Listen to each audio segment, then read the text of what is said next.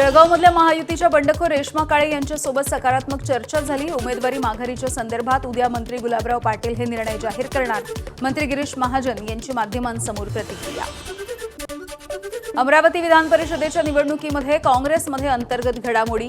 काँग्रेसचे उमेदवार हर्षजित देशमुख रुग्णालयामध्ये दाखल होऊन भाजपला मॅनेज झाल्याचा आरोप आहे। काँग्रेस वंचितचे उमेदवार निलेश विश्वकर्मा यांना पाठिंबा देण्याची घोषणा होण्याची शक्यता आहे। काल यशोमती ठाकूर यांच्या उपस्थितीमध्ये झालेल्या बैठकीचा तपशील अद्यापही गुलदस्त्यात आहे। काँग्रेसचे उमेदवार हर्षजित देशमुख विधान परिषदेची निवडणूक लढण्यावरती ठाम आहेत। काँग्रेसनं वंचितला पाठिंबा दिला तरी निवडणुकीमधून माघार घेणार नाही। हर्षजित देशमुख यांची एबीपी माझाला प्रतिक्रिया। जळगावमध्ये विधान परिषदेच्या निवडणुकीच्या पार्श्वभूमीवरती गिरीश महाजन यांच्या उपस्थितीमध्ये भाजपची तब्बल 2 तास बैठक झाली आहे। भाजपचे उमेदवार नंदकिशोर महाजन यांच्यासह दोन्ही आमदार उपस्थित होते। महाजनांनी प्रचाराचा आढावा घेतलाय। चंद्रपूरमध्ये भाजपच्या मुनगंटीवार आणि जोरगेवार यांच्यामधल्या संघर्षानंतर आता आमदार बंटी भांगडिया यांच्या कामगिरीची चर्चा आहे। विधान परिषद आणि जिल्हा बँकेमधल्या विजयानंतर भांगडिया यांच्या समर्थनार्थ जिल्ह्यामध्ये पोस्टरबाजी। चंद्रपूरमध्ये भाजपला नवीन नेतृत्व मिळणार असल्याची चर्चा आहे। 15 ऑगस्टपूर्वी भरत गोगावले हे रायगडचे पालकमंत्री होतील। आमदार महेंद्र दळवी यांनी विश्वास व्यक्त केला। कोकण विधान परिषदेच्या जागेसाठी गोगावलेंनी हा निर्णय घेतला।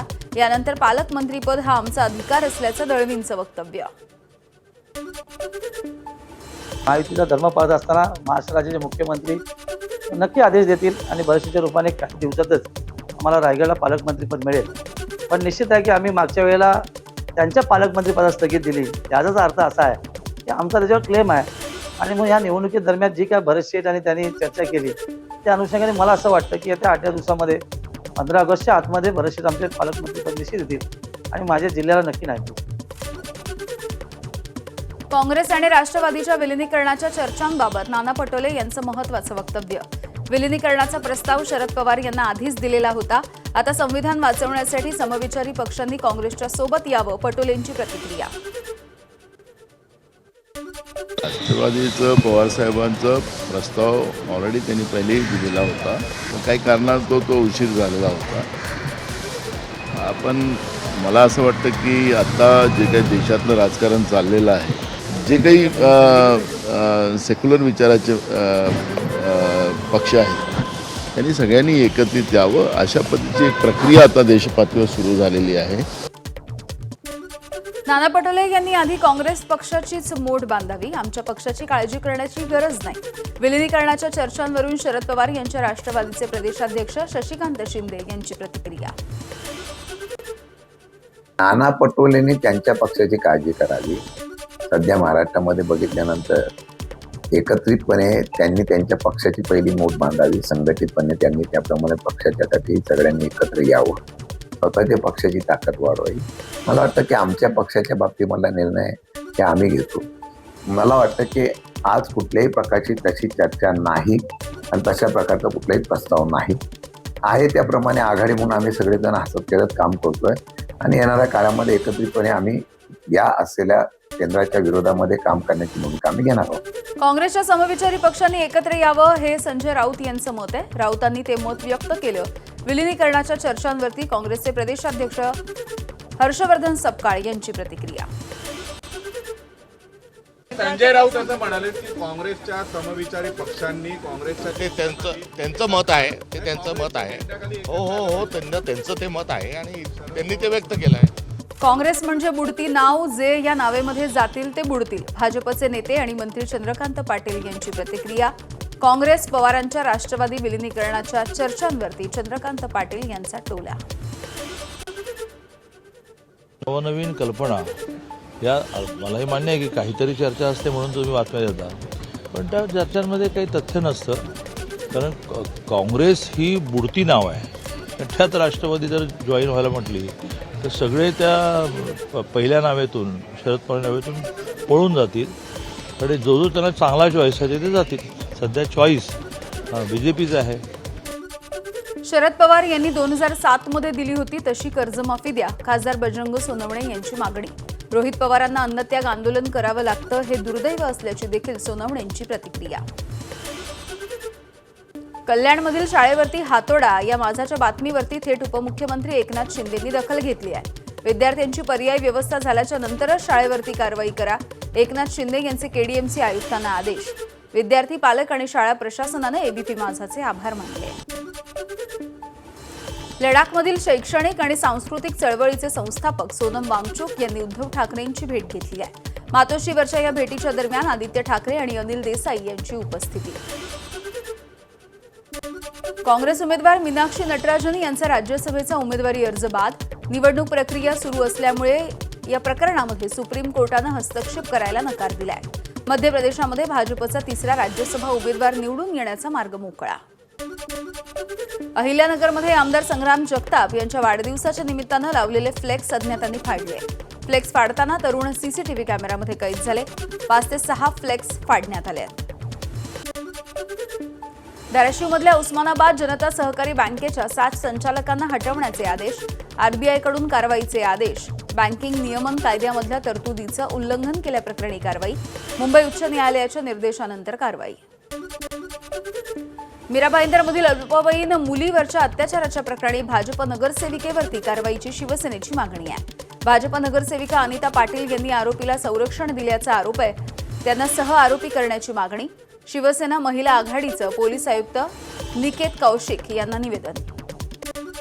प्रशांत महासागरामध्ये एल निनो सक्रिय, क्लायमेट प्रेडिक्शन सेंटरनं ही घोषणा केली आहे. 1950 नंतरचा सर्वाधिक तीव्र एल निनो राहण्याचा अंदाज. तर 2027च्या पूर्वार्धामध्ये देखील एल निनो सक्रिय राहील असा कयास आहे. एल निनोचा प्रभाव लक्षात घेऊन टास्क फोर्स तयार केली जाते. जलसंधारणाची कामं वेगानं पूर्ण करण्याच्या सूचना मुख्यमंत्री फडणवीसांची माहिती. पाऊस कमी पडणार आहे, पण त्यातूनही मार्ग काढू अशी मुख्यमंत्र्यांची प्रतिक्रिया. शेतकऱ्यांनी सरकारच्या सल्ल्यानंच पेरणी करावी. नेहमीच्या पद्धतीनं पेरणी केली तर दुबार पेरणीची वेळ येऊ शकते. मुख्यमंत्री फडणवीसांकडून शेतकऱ्यांना इशारा.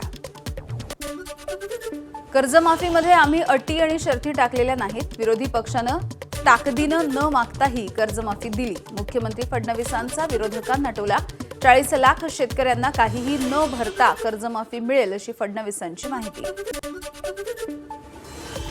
राज्यामधल्या महिला शेतकऱ्यांसाठी फडणवीस सरकार हे विधेयक आणणार आहे. यंदाच्या अधिवेशनामध्ये महिला शेतकरी सक्षमीकरण हे विधेयक येण्याची शक्यता आहे. महिला शेतकऱ्यांना आर्थिक आणि सामाजिकदृष्ट्या सक्षम करण्यासाठी महत्त्वाच्या तरतुदी.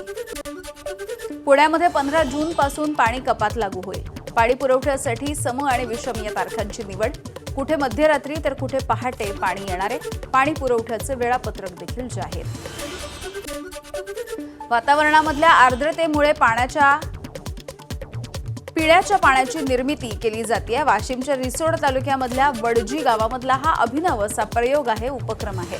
गावामधील जिल्हा परिषद प्राथमिक शाळा आणि अंगणवाडीमध्ये यंत्र बसवण्यात आलंय. हैदराबाद इथल्या कंपनीनं तयार केलेल्या यंत्राच्या माध्यमातून दररोज 500 लिटर पाण्याची निर्मिती होते.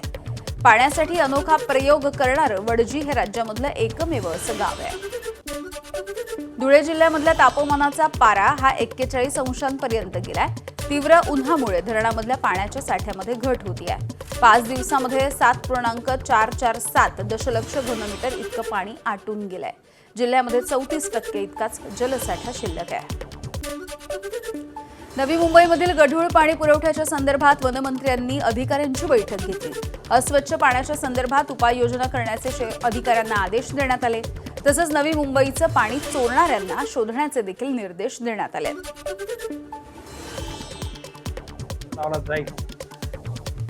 मधल्या प्रशासकीय कालखंडात आणि त्याच्या पूर्वीच्या कालखंडामध्ये काही अतिशय चॅम्पियन असलेल्या आयुक्त लोकांनी महासभेची परवानगी न घेता काही शहरांना वाढून पाणी दिलेलं आहे आणि काही लोकांनी चोरून घेतलेलं आहे. आता त्याचा निश्चितपणे पाठपुरावा करून त्या चोरी करणाऱ्या लोकांना शोधून काढावं. रत्नागिरी जिल्ह्यामध्ये पेरणीच्या तोंडावरती खताचा तुटवडा. शासकीय गोदामांमध्ये खतांचा साठा अपुरा पडतोय. खतं मिळत नसल्यामुळे पेरणीमध्ये अडचणी येत आहेत आणि शेतकऱ्यांचा संताप वाढतोय. आज रोजी युरियाचा 50% पुरवठा झालाय. 50% पुरवठा झाल्यामुळे या 2 ते 3 दिवसात पाऊस पडत असल्यामुळे शेतकऱ्यांची थोडीफार प्रमाणात ओरड सुरुवात झालेली आहे.